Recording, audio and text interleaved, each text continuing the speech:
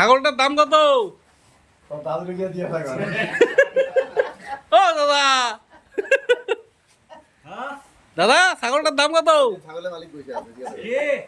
আরে এখানে তো শুনলাম আপনি বলে ছাগলের মালিক। আমি কি ছাগলের দালাল? সেটা তো আমি বলি নাই, সেটা আপনি বললেন নিজের মুখে। দাদা ছাগলটার দাম কত? ছাগলটার দাম কত? ছাগলের দাম হলো 2 লাখ টাকা। এর শিক্ষিত ছাগল। শিক্ষিত ছাগল? একদম। আপনি জানেন কিরকম শিক্ষিত? আপনি জিজ্ঞাসা করেন এদিকে আয়।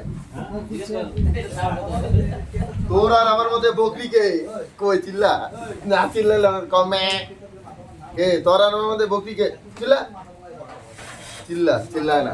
এটা বোবা ছাগল দাদা। এই ছাগলের দাম 2 লাখ টাকা হইতে পারে না।